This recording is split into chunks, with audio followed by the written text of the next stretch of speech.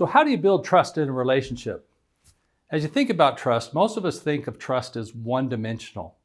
Either I trust you or I don't trust you. But yet, as we think about trust and the impact that that has on everything we do in our lives, all the relationships that we're involved in, the core foundation to this is this thing called trust. So imagine us going through life where we're either trusting people or not trusting people. Well, we know that trust is way more than that. And so today we're going to talk about how do we break trust down into something that's more manageable for us to understand, something we can do something about, and how do we begin to increase the level of trust and confidence we have in the relationships that we interact with on a regular basis.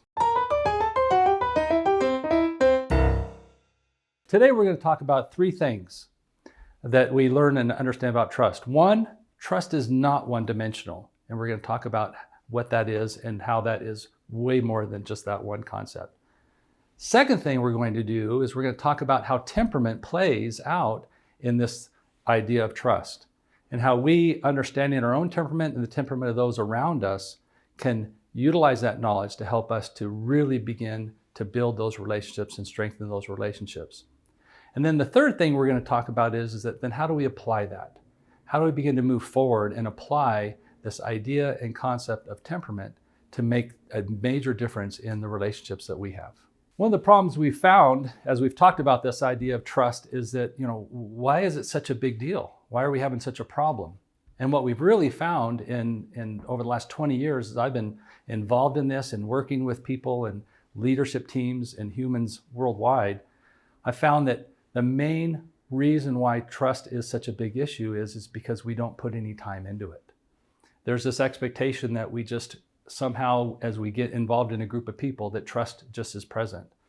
And what we found is that that's not the case. In fact, what we've found is that we are much more geared towards trying to be efficient in our relationships because of the pressures, because of the whirlwind, because of the many things that are happening to us in our lives. We become efficient with relationships, and most importantly, we become efficient with the relationships that are really key, such as relationships with our family members, relationships with our bosses, our coworkers. If you try to be efficient in relationships, it doesn't work.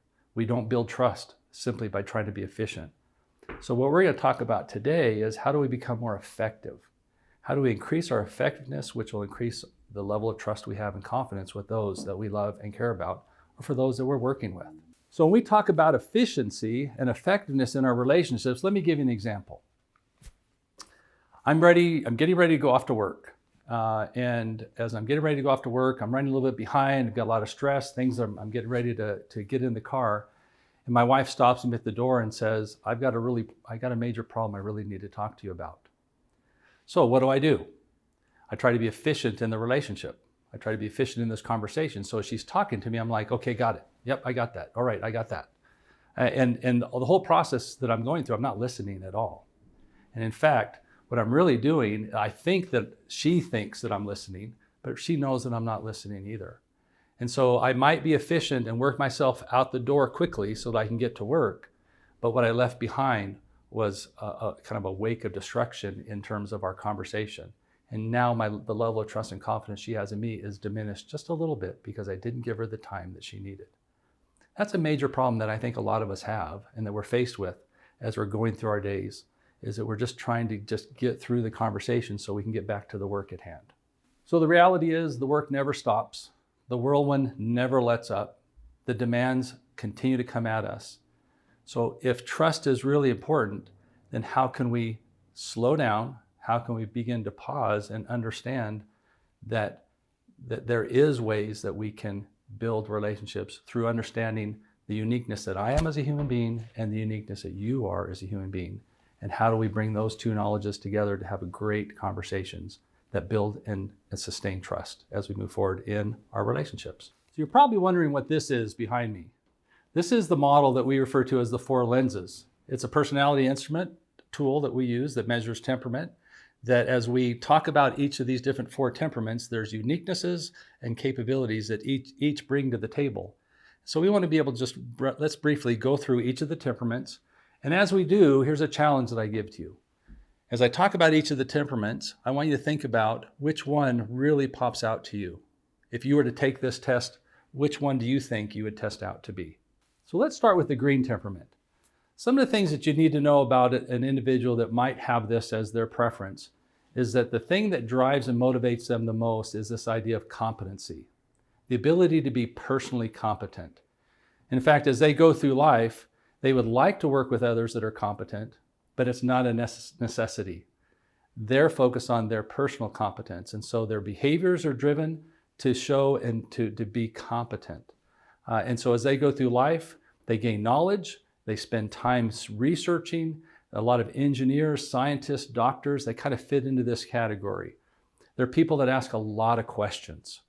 And they're not asking questions to show how smart they are. They're asking questions because they really want to know. Only about 6% of the population ends up testing out in this group. Now, those numbers aren't exact, they change over the years, but generally speaking, only about 6% of the population will end up testing out as a green.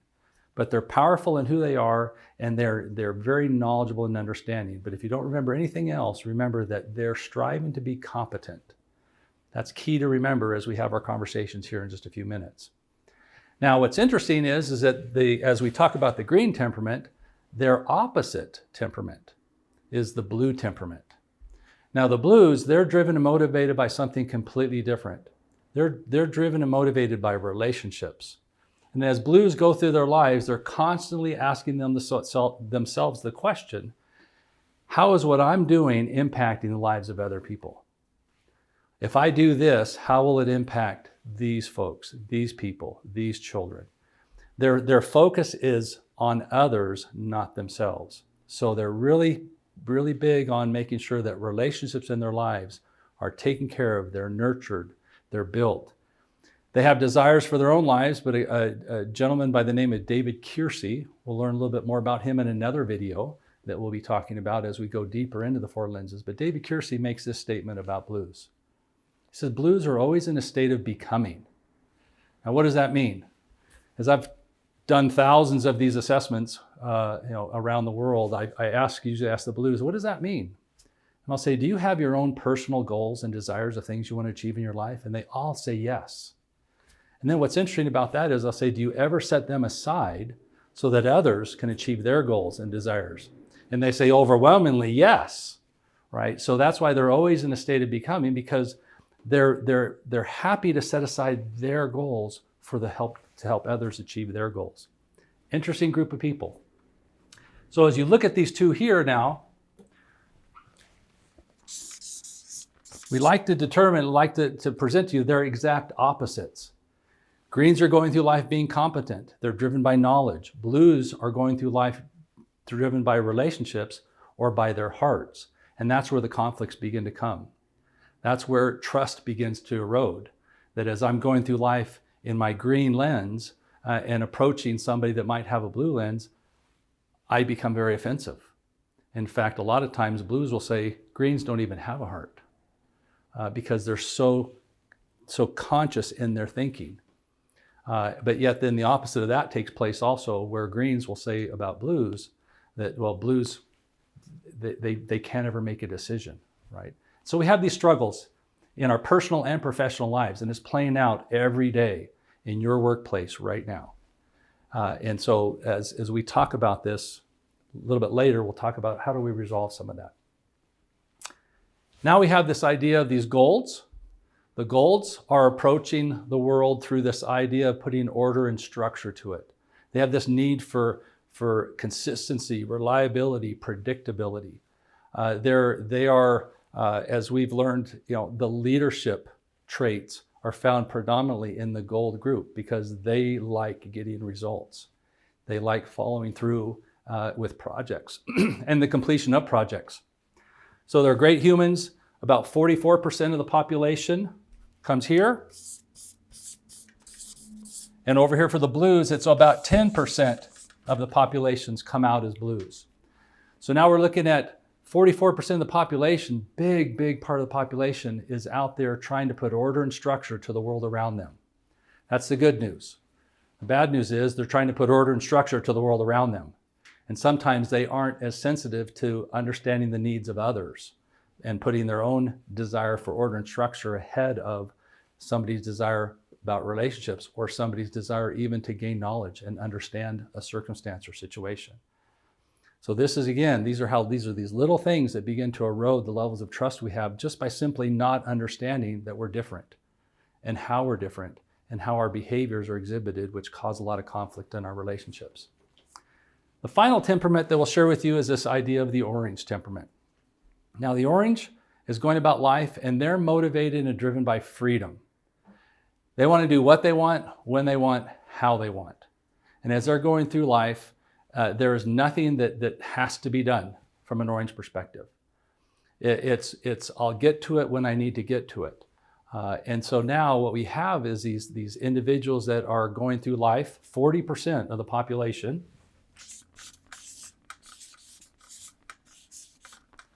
ends up in the Orange group, testing out in the Orange group. The biggest conflict we see in that is really easily understood in the school system. That in the school system, about 60+% of teachers in the education system are golds. Come into classrooms, you sit in rows of chairs, you have syllabuses, you follow plans, you do those kind of things. On the opposite of that, about 85% of the kids that drop out of school are oranges because they don't follow lesson plans and they don't like sitting in rows and sitting in chairs. And so we have these conflicts, or in organizations where gold leaders are trying to basically harness the orange workers. A lot of conflict is coming between these two groups. A couple things to note now about these temperaments before we move on. The challenge between the blues and the green temperament is an internal challenge. It's a challenge between their heads and their hearts.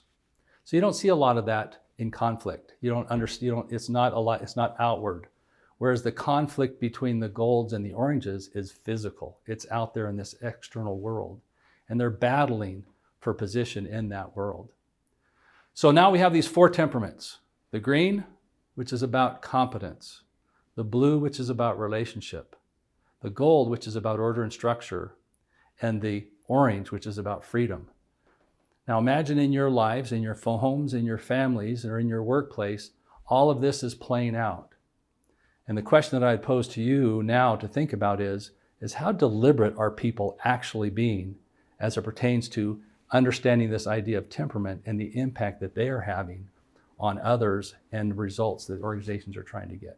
So now as we bring this to close, what I want to be able to challenge you is that as we look at relationships now, and trust in particular, it just doesn't happen without deliberate work and deliberate effort. So now as we move forward, we'd like to offer you, if you click down on the link below, we'd sure like to offer you a free assessment that you can see if what you thought you were matches with what you actually test. So understanding temperament is a great place to start in helping us to put the human back into humanity.